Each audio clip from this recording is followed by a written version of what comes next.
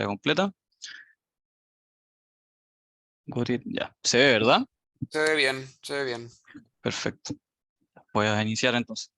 Bueno, para aprovechar de saludar a todos los presentes, mi nombre es Lucas Maulén y les voy a exponer la presentación de defensa de mi tesis titulada Planificación de largo plazo para sistemas flexibles de potencia de hidrógeno con feedback desde modelo operacional de corto plazo. ¿Ya? El comité de mi tesis está integrado por Sebastián Vicuña, profesor representante de posgrado, Álvaro Lorca, profesor supervisor, Margarita Castro, profesora co-supervisora, Matías Negrete como profesor integrante y Felipe Verástegui como profesor invitado. ¿Ya? Un poco el outline de la presentación. Van a ser estas 5 secciones, motivar un poco el tema principal de mi tesis, luego plantear el tema principal de mi tesis, que es la planificación de sistemas de energía, luego la metodología que se propone, los experimentos y finalmente las conclusiones. ¿Ya? Entonces un poco de motivación y contexto y de dónde comenzamos como país. ¿Ya? En los últimos 10 años, Chile vivió una situación hidrológica bastante seca. En particular, esto repercute de forma directa en la disponibilidad de generación de energía eléctrica en el sistema eléctrico. Y por lo tanto, esto nos ha obligado a tomar ciertas restricciones severas con respecto al uso del agua para generación a comienzos de este año. Y también nos ha hecho replantearnos si estamos gestionando no o bien estos grandes reservorios de energía que tenemos en los embalses del sistema. Por otro lado, otro aspecto negativo que va en la misma línea, la crisis energética internacional ha generado un importante alza en los precios de los combustibles y esto a su vez entonces genera un importante alza en los costos de la energía eléctrica en el sistema. ¿Ya? Esto se ve en este gráfico donde se ve que los costos de este año a mediados de junio, por ejemplo, eran bastante más altos de lo que habían sido en los años anteriores. Sin embargo, no todos son noticias negativas y frente a esta disminución de generación en base a la generación hidroeléctrica, han aparecido otras tecnologías a cubrir este gap, en particular una gran penetración de energía renovable solar y eólica, logrando un hito bastante importante en 2021, donde casi el 40, o casi el 45% de la generación eléctrica total fue netamente en base a fuentes renovables. ¿Ya? Sin embargo, esta gran penetración de energías renovables también implica ciertos desafíos. En particular, acá vemos un gráfico de la generación renovable para 3 semanas consecutivas entre julio y agosto, donde para una misma hora vemos que esta puede presentar altas variaciones. ¿Ya? Entonces implica la necesidad de invertir más en seguridad para compensar estas variaciones. También la necesidad de almacenamiento, ya que en el gráfico vemos que hay una cierta concentración de este recurso en horas, en particular por la energía solar, y además una mayor capacidad de transmisión para poder mover esta energía que se concentra generalmente en ciertas zonas del país y yo tengo que llevar esa energía a los centros de consumo. Esta misma gran penetración de energía renovable y a su vez la gran disponibilidad que tiene el país de tecnología limpia, digamos, genera una enorme oportunidad para el desarrollo de una industria del hidrógeno verde, dígase hidrógeno producido con energía eléctrica limpia. ¿Ya? En particular, Chile se posiciona como uno de los países con costos nivelados de hidrógeno más bajos, lo que nos hace ser bastante competitivo, y se espera que al 2030 los costos nivelados de hidrógeno incluso lleguen a ser comparables con respecto a otras formas de producir hidrógeno que contaminan. ¿Ya? Entonces, esto es una oportunidad única para Chile. Y solamente para nombrar acá, esto no es algo que vaya a pasar de aquí a 10, 15 años, sino que es algo que ya está pasando. En Chile se espera que a finales del año 2025 entren en operación un total de 388 megawatts de electrolización, lo cual es un hito bastante importante si consideramos que al año 2020 estos 388 megas son más de lo que había instalado en electrolización en todo el mundo. ¿Ya? Por otro lado, tanto Chile como el mundo entero nos enfrentamos a una de las mayores crisis, ¿verdad? La crisis climática, y Chile nos ha mantenido al margen, ha tomado ciertos compromisos con respecto de lograr una carbono neutralidad al año 2050, que es esta línea más oscura que se ve acá en el gráfico. Sin embargo, hay ciertos escenarios que son las líneas más claras donde esta carbono neutralidad no se va a lograr conseguir. Y dentro de estos escenarios, en algunos, hay el sector eléctrico y la integración del hidrógeno en la matriz energética juegan un rol sumamente importante para habilitar esa carbono neutralidad al año 2050. ¿Ya? Entonces, en función de este contexto es que se generan muchos desafíos, ¿ya? Hacia el futuro, pensando en la planificación de los sistemas de energía. En particular, dado que hay una gran penetración de energía renovable, electrifiquemos entonces los consumos para disminuir nuestra huella de carbono, ¿ya? Pero la pregunta es cómo yo integro estos consumos en mi sistema eléctrico para que no generen también un impacto negativo, ¿verdad? Por otro lado, también, dada esta mayor penetración de energía renovable, se hace evidente la necesidad de tener una mayor capacidad de respaldo para compensar las variaciones. Y además surge la pregunta de cómo entonces comenzamos a gestionar el agua también frente a este hecho de sequía en el último tiempo y cómo integramos nuevas tecnologías de almacenamiento de corto plazo también como, de alguna manera, respaldo a la generación renovable variable. Por otro lado, también surge la pregunta de cómo localizar proyectos de transmisión para mover esta energía a los centros de consumo. Y finalmente, algo que va a ser clave, a mi parecer, para la economía chilena en el corto plazo, el desarrollo de un nuevo sistema de producción y transporte de hidrógeno para, de alguna manera, descarbonizar sectores donde esta electrificación de consumo no va a ser viable y así de manera total mover y desplazar todos los combustibles fósiles de nuestra matriz energética, ¿ya? Entonces, este contexto, esta motivación, muestra una creciente necesidad para de contar con herramientas que nos permitan planificar los sistemas de energía del futuro, pero una planificación que también considere de forma correcta la variabilidad operacional de corto plazo, como les comentaba, de las energías renovables variables, y además, por otro lado, que integre al sistema eléctrico también la planificación del sistema de hidrógeno, dado que va a ser uno de los principales consumidores de energía eléctrica, ¿ya? Entonces, ¿cómo se ve la planificación de sistemas de energía en la literatura?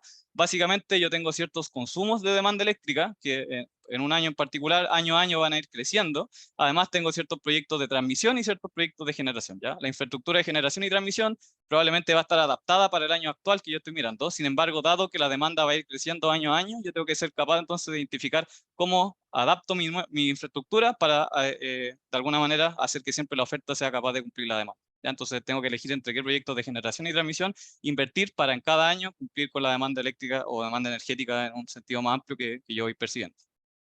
Esto no es un problema para nada trivial en los sistemas eléctricos debido a su enorme distribución geográfica y además las dinámicas físicas que ocurren dentro del sistema. Y Chile no es un caso aparte, como podemos ver acá, es un sistema eléctrico bastante largo, desde Arica hasta Chiloé.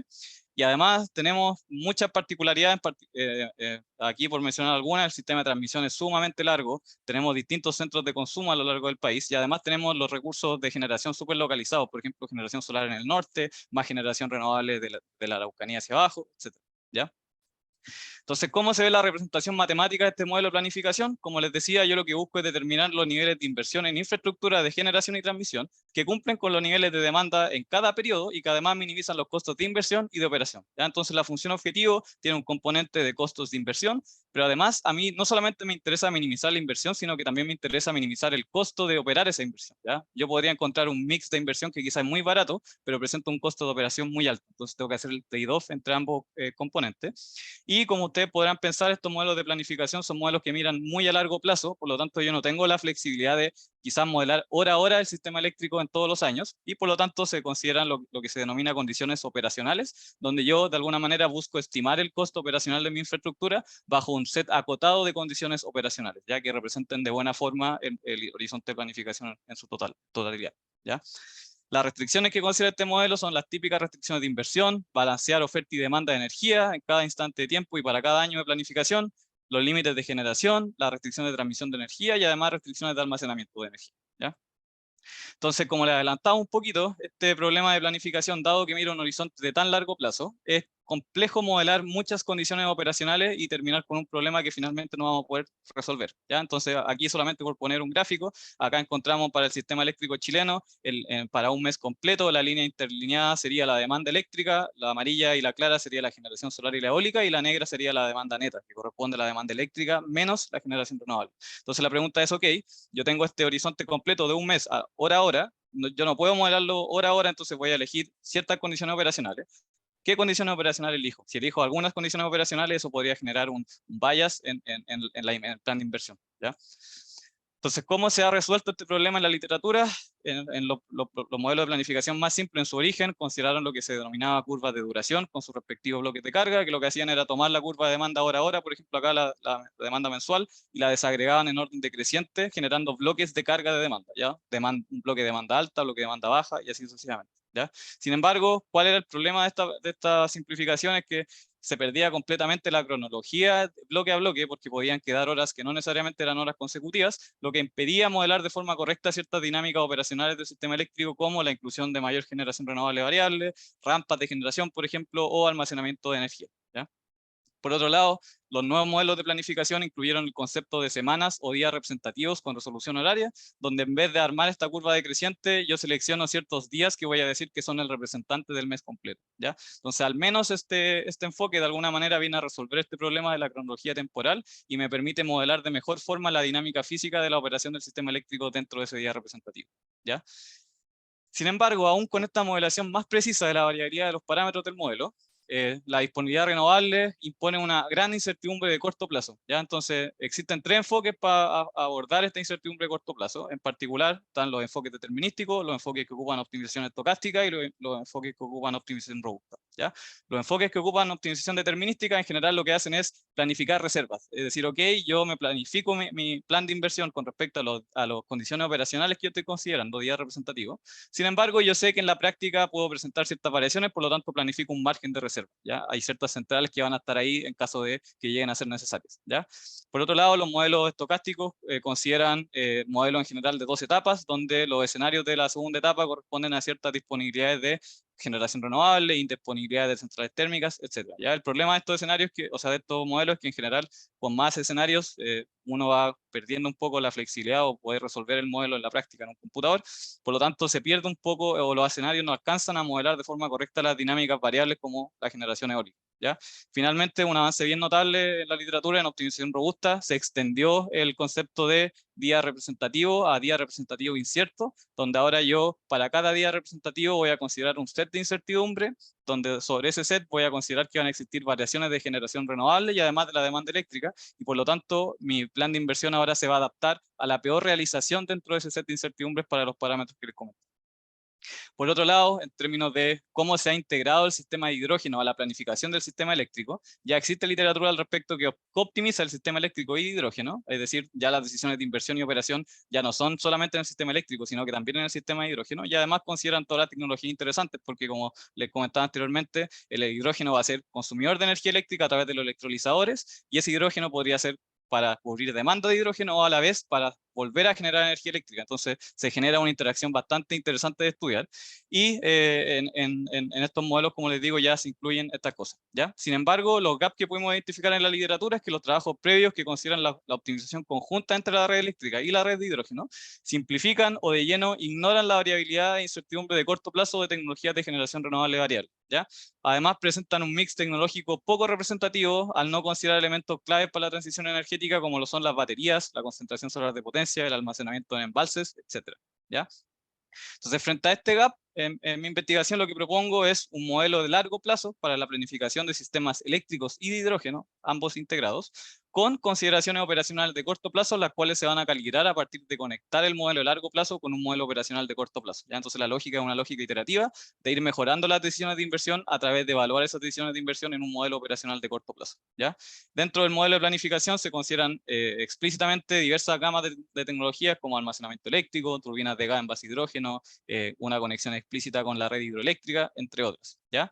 Y finalmente, en términos de los resultados, se presenta un análisis del desempeño de la metodología propuesta en condiciones reales de la operación, junto con una comparación respecto a otras estrategias utilizadas en la literatura, ¿ya?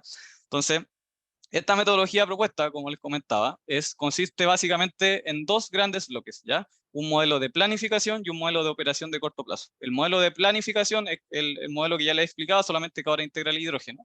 Ese modelo de planificación, la gracia que tiene, digamos, lo que nosotros proponemos es que tiene parámetros ajustables, tiene ciertas perillas que me van a permitir ir mejorando las decisiones de inversión, ¿ya? Entonces, este modelo de planificación lo que va a hacer es tomar las decisiones de inversión en base solamente a mirar un set de días representativos, que son estos círculos que aparecen acá, y en base al modelo operacional, yo voy a evaluar ese plan de inversión en distintos escenarios de esos días representativos. Es decir, voy a abrir cada día representativo y en función de eso me va a dar los resultados de este modelo operacional. Al compararlos con los de planificación, eso me va a dar un desempeño operacional que me va a permitir ajustar mis parámetros calibrables para, de alguna manera, mejorar las decisiones de inversión en el modelo de planificación. Entonces, ¿cómo se ve esta metodología en términos temporales? Básicamente, el modelo de planificación va a ir mirando periodos de planificación que generalmente se consideran como años, y dentro de cada uno de esos periodos va a modelar condiciones operacionales que van a ser los días representativos, ¿ya? Entonces voy a tener las decisiones de operación en esos días representativos que me decía el modelo de planificación, y las voy a ir comparando con las decisiones de operación, pero que me dice el modelo de operación de corto plazo, ¿ya? Entonces, al hacer esa comparación entre las decisiones de planificación y las decisiones de operación, yo voy a generar un feedback, el cual se va a ver representado en este set de 5 parámetros calibrables que de alguna manera van a buscar mejorar las decisiones de planificación en la siguiente iteración. Entonces, partamos por el primer bloque, que corresponde al modelo de planificación ajustable que les comentaba anteriormente, modelo de largo plazo, ¿ya? Entonces, igual que el modelo que les planteaba anteriormente, tiene un componente en la función objetivo de inversión y un componente de operación, donde el componente de inversión va a venir dado por el costo de inversión en generación, transmisión, y además todos los costos de inversión del sistema hidrógeno, que sería producción, transporte y almacenamiento, ¿ya? Por otro lado, los costos operacionales van a ser los costos que se van a modelar en estos días representativos, donde se incluyen los costos de generación y además los costos de dar reserva frente a ciertas posibles variaciones de generación renovable. Y acá aparece el primer parámetro ajustable, que va a ser la probabilidad de que se activen o no esas reservas para considerarlas como costo dentro de la función objetivo, ¿ya? También se consideran componentes de pérdida de demanda de energía y costos asociados al uso del almacenamiento de hidrógeno, ¿ya? Entonces, ¿cómo se ve la temporalidad de este modelo? De nuevo, mira periodos de planificación, que en general son años, y dentro de cada año modela los días representativos, ¿ya? Esos días representativos, como dice su nombre, buscan de alguna manera modelar de la mejor forma posible los parámetros variables de corto plazo, en particular la energía, la disponibilidad de generación solar, generación eólica y de la demanda eléctrica, ¿ya? Entonces la idea de estos días representativos es que yo agarro todos los vectores de generación solar, los vectores de generación eólica y los vectores de demanda, y eso va a ser un vector de operación de un día completo. Y la idea es que ese día representativo yo lo voy a generar a partir de comparar qué tan parecidos operacionalmente son los días, y voy a agrupar en todos los días que se parezcan, y voy a elegir un representante para esos grupos, ¿ya? O sea, básicamente acá les pongo un ejemplo donde para el sistema eléctrico les planteo dos tríos, un solar, una generación eólica y un perfil de demanda, donde podemos ver que el designar el día representativo para la generación solar y para la demanda no es tan dramático porque no son tan variables. Sin embargo, para la generación eólica esta presenta una alta variabilidad, por lo tanto, al suavizar el escenario que considera el día representativo puede generar bastante problemas en el plan de inversión, ¿ya?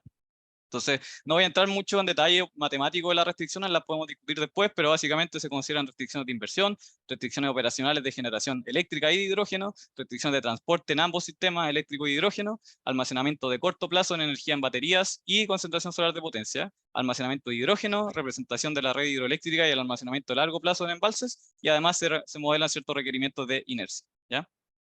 Entonces, como les decía, no voy a entrar en tanto detalle en esas restricciones, pero sí quiero entrar en detalle en las restricciones que modelan lo que nosotros proponemos, ya las restricciones de confiabilidad operacional. Entonces, para explicarle un poco qué vienen a modelar estas restricciones, acá les planteo un balance de energía. ¿Cómo se ve un balance de energía en un nodo eléctrico? ¿Ya? Hay ciertas centrales renovables que van a inyectar energía a ese nodo, hay ciertas centrales despachables, que son centrales que en general no presentan tantas variaciones con respecto a su generación, que también van a inyectar energía, y van a haber líneas de transmisión que van a poder inyectar o sacar energía del nodo en cuestión, ¿ya? Y además, lo más importante, tenemos demanda que está conectada a ese nodo que va a sacar energía. Entonces, frente a este balance de energía, ustedes podrán notar acá que podrían existir variaciones de generación renovable que van a hacer que yo tenga menor disponibilidad energética en este nodo. Por lo tanto, me podrían generar que yo tenga una incapacidad para producir esa energía, ¿ya? O cubrir la demanda.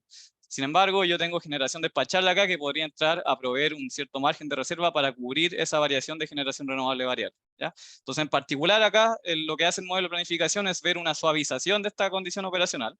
Sin embargo, el modelo operacional de corto plazo sí va a poder ver esto en forma más precisa.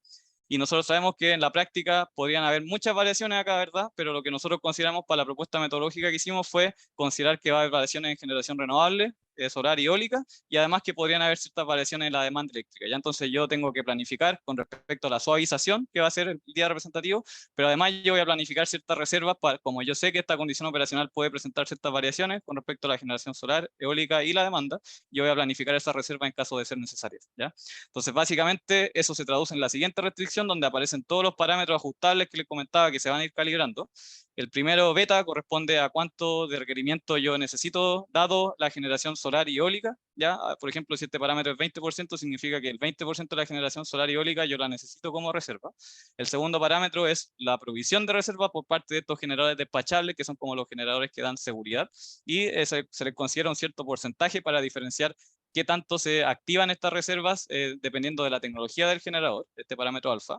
Y por otro lado también se consideran las restricciones de flujos de energía por el sistema, que quedan, estas variaciones también podrían deberse a que hay variaciones de generación en otros nodos del sistema, por lo tanto se genera un efecto en cadena aguas abajo, y esto queda representado en el parámetro chi, y además tenemos el parámetro gamma, que de alguna manera regula las diferencias que se podrían existir en la demanda eléctrica, y también consideramos la diferencia en la demanda que se ve desde las unidades de almacenamiento, ¿ya?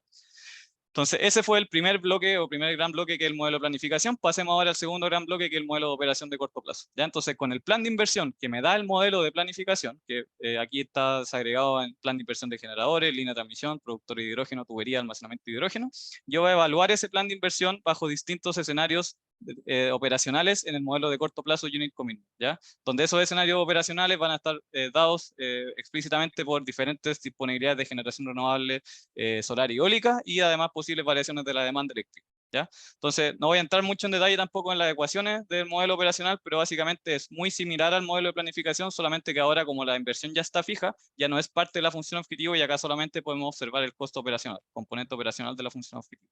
Y las restricciones tampoco voy a entrar en mucho detalle, pero algo que sí me gustaría resaltar es que al ser un modelo que mira un horizonte de tiempo más acotado, yo tengo más flexibilidad de modelación, es decir, puedo considerar más dinámicas de operación del sistema eléctrico. Por ejemplo, acá se ven en la inclusión de variables de encendido y apagado para centrales térmicas, ¿ya? Y es también destacar que lo que se varía en estos escenarios son la disponibilidad renovable y la demanda eléctrica, ¿ya? Entonces, ok, tengo el modelo de planificación que me da las decisiones de planificación y ahora las quiero comparar con las decisiones de operación cuando abrí los días representativos, ¿ya? Entonces, esa comparación, como les decía, lo que va a hacer es que va a tomar las decisiones operacionales que salen del modelo de planificación y las va a comparar para cada escenario de ese día representativo con las decisiones que tomó el modelo de operación, y en función de esa comparación entre las decisiones de operación del modelo de planificación y del modelo de operación, yo voy a ajustar los parámetros para la siguiente iteración y de alguna manera voy a mejorar las decisiones de inversión en la siguiente iteración, ¿ya? Entonces, de nuevo, acá tampoco voy a dar más o menos la idea de cómo se calcula cada parámetro ajustable en función de estas dos fuentes de información, pero más detalles los podemos discutir después. Primero tengo el parámetro que me representa la activación de la reserva, que compara la generación despachable en el modelo de corto plazo con la de generación despachable en el modelo de largo plazo. Si la del de corto plazo es mayor, se considera que se activa la reserva, por lo tanto. Por otro lado, tenemos el alfa, que representa cuánto en porcentaje es la reserva que aporta una central dada su tecnología. En particular, esto lo que va a hacer es decir qué porcentaje de la reserva que dijo el modelo de planificación se activó efectivamente en el modelo de operación. Tenemos el beta, que define el requerimiento de reserva producto de variabilidad solar y eólica, que de nuevo es muy parecido al anterior, qué porcentaje de la generación que hubo en el modelo de planificación yo tuve menos o más en el modelo de operación, ¿ya? Por otro lado, también tenemos el gamma, que va a ser lo mismo, pero con la demanda eléctrica. ¿Qué tanta más demanda eléctrica yo tuve en el modelo de operación versus lo que ya tenía en el modelo de planificación? Y finalmente tenemos el chi, que de alguna manera va a entrar a fijar estas variaciones que se pueden existir por temas de conexión de transmisión, ¿ya? Entonces, dada una iteración del algoritmo, ¿cómo yo actualizo los parámetros ajustables para la siguiente iteración en el modelo de planificación? Yo tengo una regla de actualización, ¿ya? Donde la regla de actualización me dice que para cada parámetro ajustable, una parte de la información que yo ya tenía contenida en el parámetro ajustable de la iteración anterior se va a quedar y una parte yo la voy a actualizar, ¿ya? Que va a venir dada por el promedio sobre todos los escenarios del modelo de operación del parámetro ajustable que se calculó para cada uno de esos escenarios al comparar las decisiones de planificación con el de operación. Y esto para todos los parámetros. Entonces, con esto ya tenemos el esquema completo. Modelo de planificación de largo plazo, decisiones de inversión en infraestructura mirando solo los días representativos, modelo de operación de corto plazo, decisión, que compara o evalúa el desempeño operacional de las decisiones de inversión, genero los parámetros calibrables nuevos para la siguiente iteración y itero. ¿Hasta cuándo itero? Tenemos, aquí yo presento dos condiciones de parada en base a dos parámetros, el teta supra n y el lambda supra n, donde el teta supra n lo que viene a modelar es un criterio de parada económico, es decir, qué tanto más me cuesta invertir más en infraestructura a costa de disminuir o mejorar mi desempeño operacional, que se ve reflejado en una disminución del costo operacional, ¿ya? Entonces a mí me interesaría que el teta n no sea tan grande. ¿Qué significaría eso? Que yo quizás invertí en inversión, pero esa inversión se vio reflejada en una disminución del costo operacional, ya es una inversión efectiva. Por otro lado, tenemos el parámetro lambda n, que es un criterio de seguridad o de desempeño operacional, que viene a representar qué porcentaje, en el peor de los casos, yo tengo de demanda no suministrada, demanda de energía. Entiéndase demanda de energía como la demanda eléctrica más la demanda de hidrógeno, ¿ya? Entonces, a mí me interesaría también que este lambda supra n sea lo suficientemente chico en porcentaje, por ejemplo, menor al 1%, para asegurar que yo, en el peor de los casos, no voy a tener una demanda perdida mayor a ese 1%. ¿Ya? Entonces, el algoritmo va a terminar cuando los costos de inversión no sean o se compensen con los costos operacionales en un valor dado, y además cuando el desempeño operacional, la pérdida de energía no sea lo suficientemente pequeña, ¿ya? Entonces, el experimento y resultados, con la metodología propuesta, ¿qué experimento realizamos? ¿Ya? Entonces, el caso de estudio fue la red eléctrica modelada en el proceso PELP del Ministerio de Energía, la cual considera 26 subestaciones eléctricas, 28 líneas de transmisión, 241 generadores existentes y 354 candidatos. Dentro de estos candidatos se consideran distintas tecnologías de generación, baterías, concentración solar de potencia, hidroeléctricas, turbinas en base a hidrógeno, etcétera. Y se modelaron también de forma explícita dentro del modelo de planificación las principales cuencas hidroeléctricas del país, en particular. Esta red salió de lo que hace el Coordinador Eléctrico Nacional, se vio reflejada en 28 nodos hídricos, 8 embalses y 58 generadores hidroeléctricos. ¿Ya? Por otro lado, la red de hidrógeno se construye homologando la red eléctrica, es decir, por cada nodo eléctrico se genera un nodo de hidrógeno. La demanda de hidrógeno también fue distribuida en base a la información del último proceso PELP, y para producir, transportar y almacenar energía, o sea, para almacenar hidrógeno, se consideraron electrolizadores, tuberías y tanques de hidrógeno respectivamente. En cuanto a la temporalidad utilizada tanto para el modelo de planificación como para el modelo de operación, se consideró solamente un periodo de inversión entre 2022 y 2050 para el modelo de planificación, debido a que queríamos estudiar de forma simple qué efectos tenía la metodología propuesta sobre el plan de inversión en ese mismo periodo. Para cada periodo de planificación se consideraron 12 días representativos, como les decía, a través de técnicas de clusterización sobre los datos horarios de la operación real del sistema. ¿Ya? Es decir, se armaron estos vectores de operación que de alguna manera aglomeran generación solar, renovable eólica y demanda, y se agruparon los días que operacionalmente se parecían más. Ya, y para cada día representativo, nuevamente se agregaron o se tomaron todos los días que quedaban dentro de ese día representativo y se volvió a clusterizar para construir 10 escenarios de operación para el modelo de corto plazo, ¿ya? Con resolución horaria. Entonces lo que se ve es que en el modelo de planificación lo que se hizo fue clusterizar acá y se sacó el centroide de todos esos días. Sin embargo, para el modelo operacional, que yo quiero abrir ese día representativo, se volvió a clusterizar y se eligieron 10 escenarios dentro del set de días que quedaban dentro de ese día representativo. ¿Ya? Entonces, ¿qué experimentos se realizaron? Se realizaron 3 experimentos. El primer experimento consistió en estudiar la calibración y la evolución de la metodología propuesta. El segundo se centró en estudiar el desempeño operacional de la metodología propuesta frente a otra metodología utilizada en la literatura bajo condiciones reales de operación, es decir, se simuló el plan de inversión en condiciones reales de operación. Y el tercer experimento fue idem al experimento 2, se repitió el experimento 2, pero en un escenario más exigente, donde al 2050 se obligó a que el sistema tuviera una operación 100% renovable. ¿Ya? La implementación tanto del modelo de planificación y de operación se realizó en Julia, utilizando el entorno de programación matemática JAMP, y como solver Gurobi, la versión 9.5, en un servidor Intel de procesador de 2,2 GHz y 64 GB de RAM. Cada subproblema del modelo Unit Commitment se resolvió de forma paralela, porque dada la estructura del modelo operacional, dada la inversión ya fija, yo puedo resolver de forma paralela los modelos operacionales. Y se utilizó como máximo 5 núcleos del procesador. ¿Ya? Entonces, en cuanto a los resultados que se obtuvieron del primer experimento de estudiar la evolución de la metodología propuesta, podemos ver en el primer gráfico de la izquierda que a medida que el algoritmo va avanzando, lo que va haciendo la metodología es invertir más, es decir, aumenta el costo de inversión, pero a costa de, como se ve en el gráfico de la derecha, mejorar el desempeño operacional, lo que se ve reflejado en menores costos de operación. ¿Ya? Y además en el gráfico de abajo podemos observar que el costo operacional que veía el modelo de planificación sube, lo cual significa que el modelo de planificación está estimando, ok, en verdad mis decisiones no son tan baratas, son un poquito más caras. ¿Ya? Se parece bastante al costo medio después que se ve acá en el gráfico de lo operacional simulado. Por otro lado, en términos de los criterios de parada, en el gráfico a la izquierda tenemos este criterio económico que era el θ sub n, donde podemos ver que en la primera iteración este valor es positivo y aumenta bastante, lo cual significa que invirtió mucho en generación, lo cual no se vio reflejado directamente en una disminución del costo operacional. Sin embargo, en la iteración 2 y 3 podemos ver que eso sí se ve compensado, que era el gráfico que les mostraba anteriormente, donde los costos de inversión sí se compensan con la disminución de costos operacionales.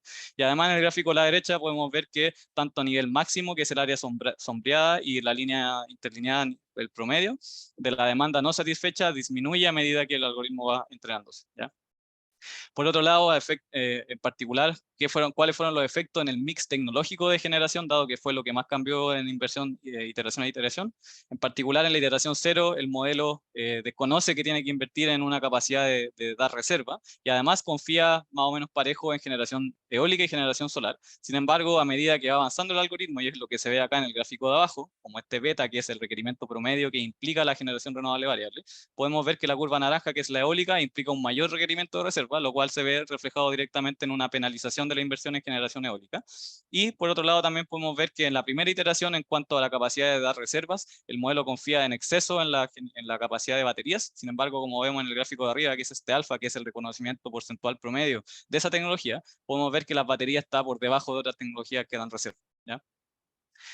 Finalmente, solamente para entender qué hace el modelo de planificación, cómo ve el modelo de planificación los márgenes de reserva, una vez que ya está el modelo entrenado, se tomó el modelo de planificación y se vio cuáles fueron las reservas planificadas, es decir, cuál era el margen de seguridad que el modelo de planificación quería o de alguna manera estimaba que tenía que tener, y se comparó con las reservas que realmente se activaban en el modelo operacional, ¿ya? Entonces, si bien no hay una correspondencia uno a uno, de alguna manera sí se ve que los PIC concuerdan, y además se ve una cierta tendencia estacional, ¿ya? Entonces, de alguna manera, el aprendizaje se está desarrollando en el modelo de planificación, ¿ya? Finalmente, solo para mostrar acá, el despacho, una vez que el modelo está entrenado, así se ve el despacho de potencia en el año 2050, donde podemos ver que hay una fuerte penetración de energía solar, determinado también por la inclusión de una gran demanda de hidrógeno en la zona norte, una gran participación de tecnología eólica, tecnologías de respaldo como la concentración solar de potencia y las baterías, y además todavía hay una generación en base a hidráulicas de embalse, de pasada, y ciertos combustibles fósiles todavía, en particular gas y diésel, que aparecen en esas colitas de abajo.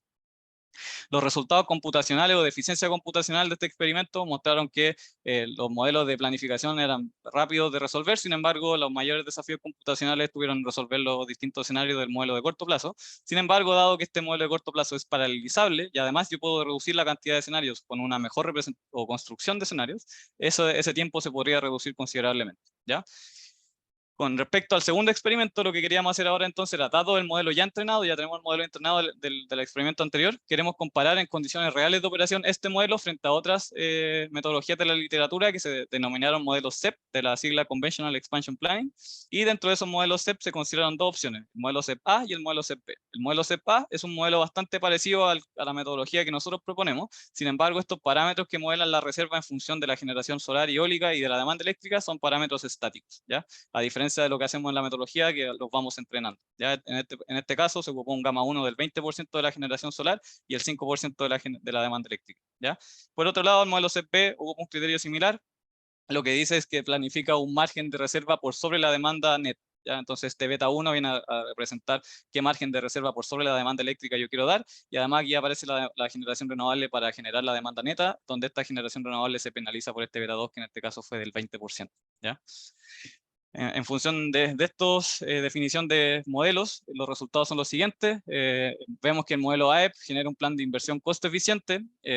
Ya les voy a presentar más adelante por qué costo eficiente, pero con mayor conocimiento del desempeño operacional de distintas tecnologías, donde invierte menos que el modelo CEP-A, pero invierte más que el modelo CEP-B. Ya el modelo CEP-B no logra capturar las necesidades de reserva dada la gran integración de energía renovable, y de alguna manera el modelo CEP-A como que exagera y además se concentra todas o juega todas sus cartas en una sola tecnología, que es las baterías en este caso, ¿ya?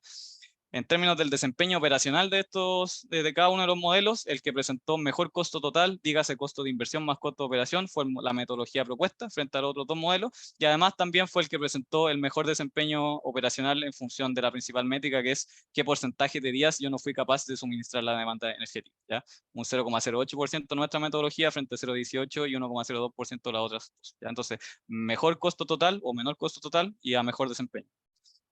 Finalmente, para cerrar ya el experimento 3, quería estudiar esta misma lógica de comparar con la otra metodología en un escenario de operación más exigente, 100% renovable al 2050, que donde todos quisiéramos ir, ¿verdad? Entonces, los resultados de este experimento mostraron que nuevamente el modelo CFB es incapaz de reconocer que tiene que dar un margen de reserva sustantivo para la integración de generación renovable variable.